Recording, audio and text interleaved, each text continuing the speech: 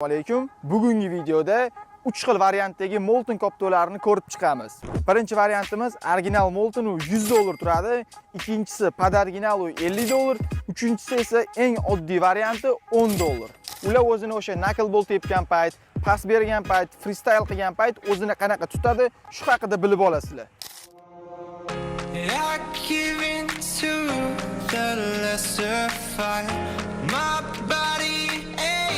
To be satisfied, my weakness comes and goes. My weakness comes and goes. I'm reaching out for the easy high. Please fortify this strength of mine. My weakness comes and goes.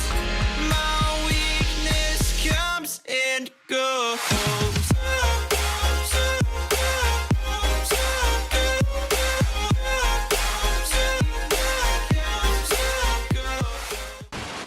Bolalar, birinchi bo'lib mana $10lik koptodan boshlaymiz. O'sha uzoqqa pas beraman. Dliniyda qanaqa uchadi, xullas, o'zi normal uchadimi, hozir bilib olamiz.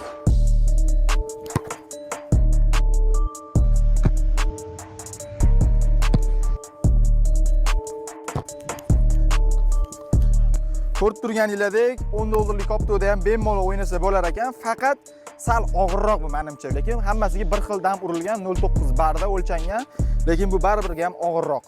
Navbat ikkinchi variantga endi podarginaliga $50lik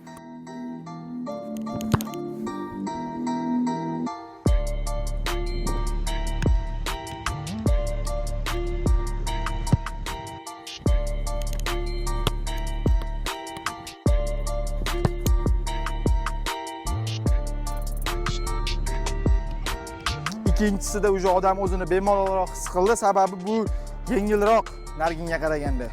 Chunki sifati buni ancha yaxshi, undan bu professionalga juda ham yaqin. O'shaning uchun bunda pas berish ham, to'xtatish ham ancha qulay.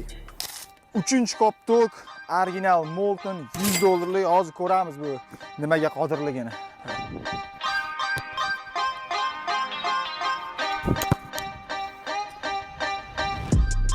Oy.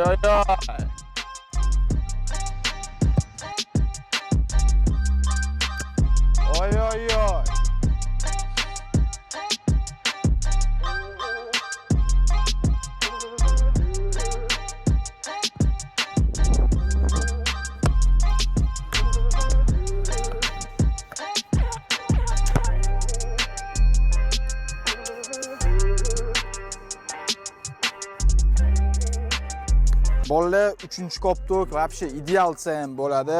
Podarginal bilan o'xshash joylari ko'p, lekin bu baribir yuqori sifat original bo'lgani uchun вообще idealni bunga. Kasanya ham, pas berish ham вообще kayf. Kimi puli bo'lsa, har doim originalda o'ynashga harakat qilinglar. Agar pulingiz bo'lmagan taqdirda ham $10da ham bunda qiladigan ishlarni bemalol bajarsanglar bo'ladi. Endi bizda freestyle koptoni sezish, buni ustasi Faraka shu bilan shug'ullanadilar. 3 xil koptoda 3 tadan bir xil fint qilib beradilar. Koptolarning farqi nimada? Xullas, o'sha haqida ma'lumot berib o'tadilar. To'g'rimi, Faraka? Bo'ldi. Assalomu alaykum bolalar. Hozir sizlarga ikkita test qilib ko'rsatib beramiz.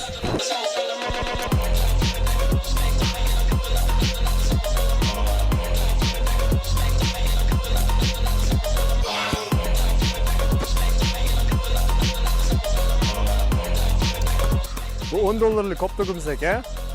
Teganda qanaqadir bor, noqulaylik bor, sizlarmi? Materiali g'alati, ham sal og'irroq koptog.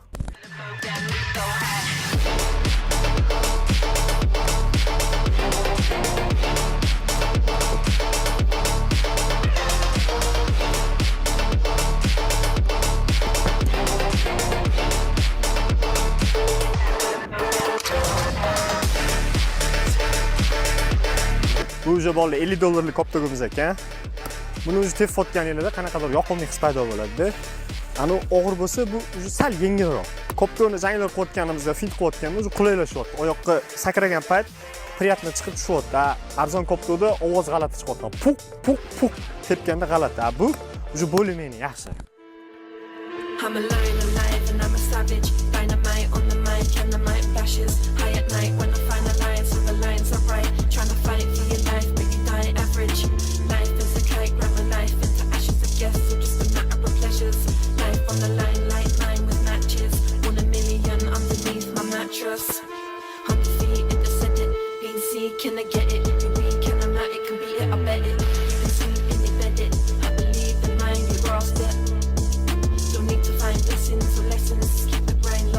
Bu mana $100 koptogimiz ekan.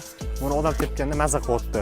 Balansi juda zo'r. Janglar qilayotgan payt koptog qochib ketmayapti. Ani koptoglarni balansi har doim buziladi. Kimdir o'tiradi yo ko'proq tepsa, o'zi sal shishga bo'ladi, ham uchayotganda g'alati uchadi. Bu tekis ravon cho'tki uchayapti.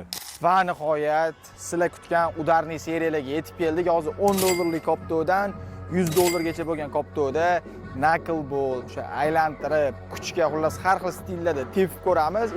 Qaysi koptog o'zini o'sha udarlarning jarayonida o'zini o'sha yaxshiroq, stabilroq tutishini video davomida bilib olasizlar. Make the ground shake.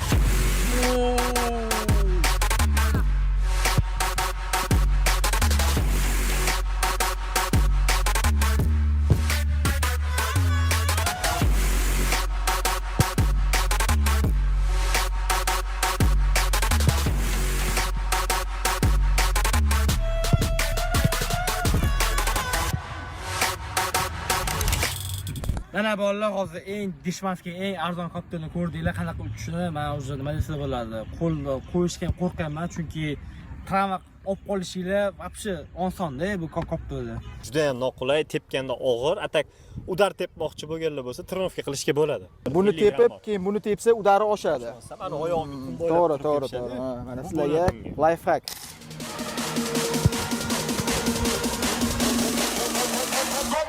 Come, selector.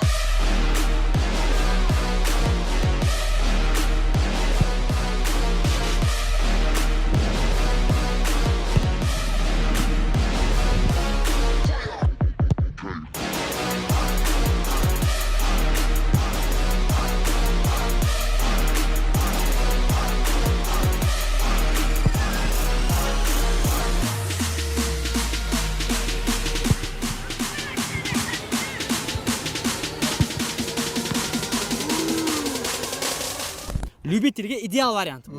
Bu suv shimmaydi. Men o'zim ancha tepdim-da bu koptogda. Agar professional bo'lmasanglar, просто для hobby, lyubitel bo'lsanglar, sizlarning variantinglar bu. Buni rekomendatsiya qilamiz. Budjetli variant.